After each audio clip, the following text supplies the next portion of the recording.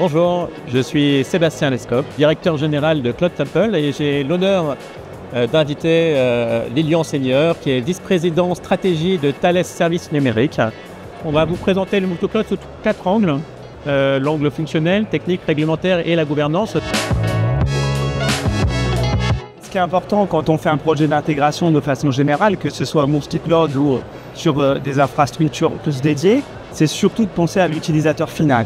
Ce qu'il faut voir également, c'est qu'au niveau fonctionnel, c'est ce qui va apporter toutes les spécificités qui doivent être prises en compte pour qu'on soit sûr, entre l'hébergeur, l'intégrateur et le client, d'avoir le rendu complet de bout en bout. Ce qui est important sur la partie technique, ça va être vraiment d'avoir un recouvrement parfait entre les services qui sont proposés par l'hébergeur, la façon dont l'intégrateur va les instancier, les implémenter pour chaque projet. Ce qui a été intéressant dans le cadre de ce projet, c'est aussi la souplesse. Donc là, on a beaucoup travaillé en phase amont aussi pour pouvoir intégrer certaines de ces technologies dans l'environnement cloud et être en capacité de délivrer les services. Ce qui est important aussi, c'est de comprendre la complémentarité qu'il y a en fait entre le périmètre du commanditaire, qui est le périmètre du client, et le périmètre de l'hébergeur. Quand on parle de sécurité, c'est réellement le continuum de sécurité qu'il faut couvrir, aussi bien la sécurité applicative que la sécurité infrastructure qui est mise à disposition par l'hébergeur. C'est vrai que quand on parle du monde de la santé, on parle de transformation cloud contrainte, en tout cas qui doivent respecter des exigences réglementaires. Donc la plus connue c'est HDS, l'hébergement de données de santé. Et il est important d'avoir un continuum de respect de cette norme.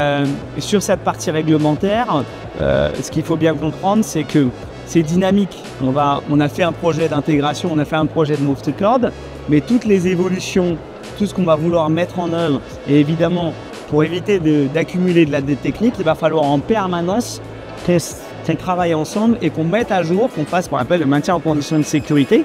Et ça, ce maintien en condition de sécurité, il est valable à toutes les causes. J'évoquais le sujet de l'IA.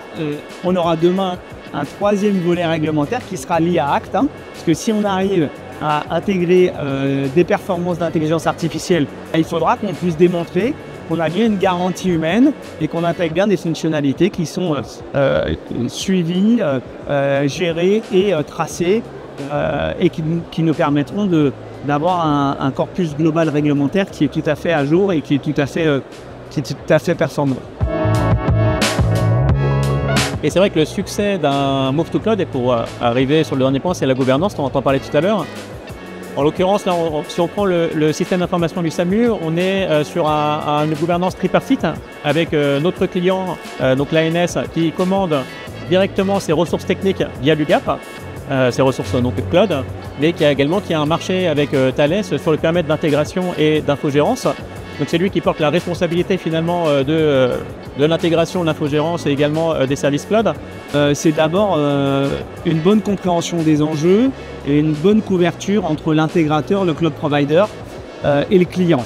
La deuxième chose, c'est qu'on a une relation assez même très proche entre nos équipes pour bien comprendre où étaient les périmètres de responsabilité.